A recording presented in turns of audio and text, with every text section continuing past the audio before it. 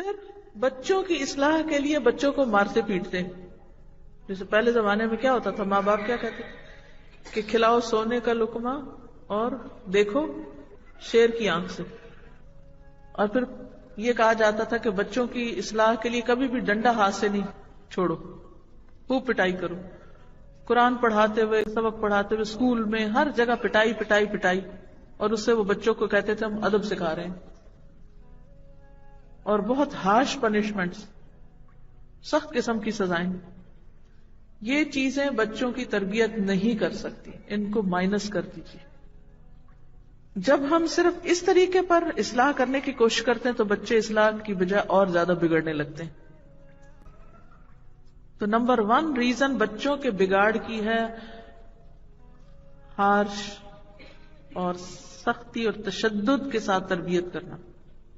اس سے بچے بگڑتے ہیں.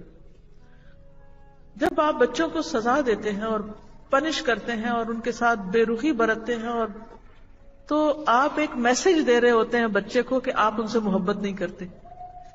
اس سے بچے انسیکیور ہو جاتے ہیں، وہ دکھی رہتے ہیں، وہ غمگین رہتے ہیں. آپ اپنا بچپن یاد کیجئے اور ماں باپ کی کوئی پٹائی یاد کیجئے کہ اس کے بعد آپ کی فیلنگز کیا تھی. کچھ یاد ہوگا آپ کو، فوراً دل میں یہی آتا ہے کہ یہ شاید اپنے ماں باپ نہیں ہیں، انہوں نے کہیں سے ہمیں اٹھایا ہوا ہے. جب بھی بچوں کو پنش کیا جاتا ہے تو وہ فوراً یہ سوچتے ہیں کہ ہم ستیلے ہیں. تو یہ احساس نہیں انہیں ہونا چاہیے کہ آپ ان سے محبت نہیں کرتے. انہیں اتنا یقین ہونا چاہیے کہ دنیا ایک طرف اور آپ ایک طرف، آپ سب سے زیادہ ان سے پیار کرتے ہیں. اس اعتماد میں کمی نہیں آنی چاہیے. اور پھر اس کا نقصان کیا تھا کہ جو بچے مار کھاتے ہیں وہ مارنا بھی سیکھ جاتے ہیں اور وہ دوسروں کی پٹائی کرتے رہتے ہیں. جو بچے ماں باپ سے مار کھاتے ہیں وہ فوراً اپنے چھوٹے بہن بھائیوں کو مارنا شروع کر دیتے ہیں، اسی انداز میں ڈانٹتے ہیں، اسی لہجے میں بولتے ہیں، اسی طرح چیختے چلاتے ہیں.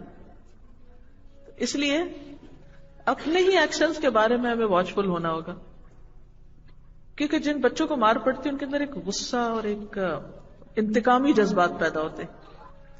ریلیشن شپ خراب ہو جاتے ہیں، بعض اوقات تو بالکل ہی بریک ہو جاتے ہیں، بعض اوقات بہت ویک ہو جاتے ہیں، کوئی ریلیشن شپ ہوتا ہی نہیں، کوئی تعلق نہیں ہوتا. پھر ہم جب طاقت کے زور پر بچوں سے کچھ منوانے کی کوشش کرتے ہیں تو دراصل ہم ان کو میسج دے رہے ہوتے ہیں کہ ہر کام طاقت سے نکلوایا جا سکتا ہے، اور پھر وہ بھی وہی طاقت آزمانے لگتے ہیں. ان سب باتوں کا اصل میں نقصان یہ ہے کہ ہم جو طاقت کے بلبوتے پر بچوں کو تربیت دینے کی کوشش کرتے ہیں یا سمجھانے کی، تو وہ وقتی طور پر تو دب جاتے ہیں، چپ ہو جاتے ہیں. مثلا وہ بات نہیں مان رہے تو آپ نے ان کو بہت شور مچا کے ہنگامہ کھڑا کر کے ایک بات سمجھائی، وقتی طور پہ وہ سہم گئے، چپ ہو گئے، چھوڑ دیا انہوں نے وہ کام. اچھا پھر تھوڑی دیر کے بعد پھر کیا کرتے ہیں؟ دوبارہ وہی کرنے لگتے ہیں، جا کے پھر مار کھاتے ہیں، پھر چپ کر جاتے ہیں، پھر وہی کرنے لگتے ہیں.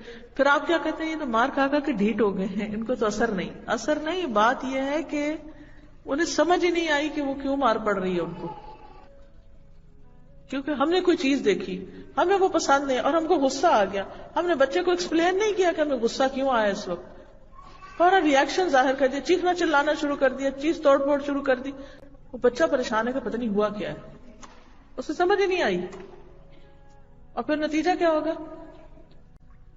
وہ پھر دوبارہ وہی حرکت کرے گا، پھر آپ غصے میں آ جائیں گے. وہ کمیونیکیشن گیپ ہے، آپ نے اسے سمجھایا ہی نہیں، ایکسپلین ہی نہیں کیا. اب مثلاً کیا ہوتا ہے کہ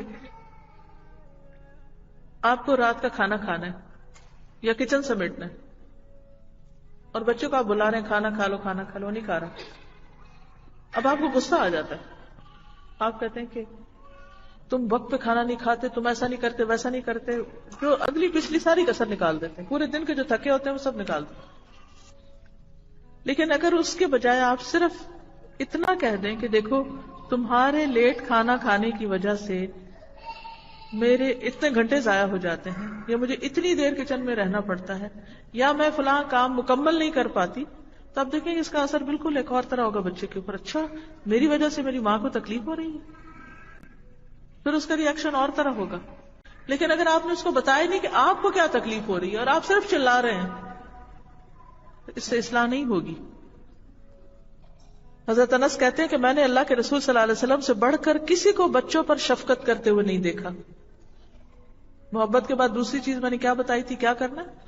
شفقت، مہربانی، ہمدردی. سنت سمجھ کر کریے. ہم کیا کہتے ہیں کہ شیر کی آنکھ سے بس دیکھتے رہو، تربیت ہو جائے گی. ان کو دہلائے رکھو، ان کو ڈرائے رکھو، کانپتے رہے ہمیں دیکھ کے. یہ کیا ہے تربیت؟ اس محاورے کو نکال دیجئے، یہ نہیں چلے گا. یہ سنت سے ثابت کوئی نہیں ہے شیر کی آنکھ سے دیکھنا. ٹھیک ہے، کسی وقت تو آپ کوئی بدتمیزی کر رہے ہو تو منہ سے بولنے کی بجائے آنکھ سے دیکھ کے روک دیں، لیکن ہر وقت اس طرح نہ دیکھیں. اب کہتے ہیں کہ نہیں، باپ کا روب ہونا چاہیے اور اس کو تو خونخوار نگاہوں سے دیکھتے رہنا چاہیے. نہیں، نبی صلی اللہ علیہ وسلم مرد ہیں اور باپ ہیں، نانا ہیں، وہ بچوں کے ساتھ شفقت سے پیش آتے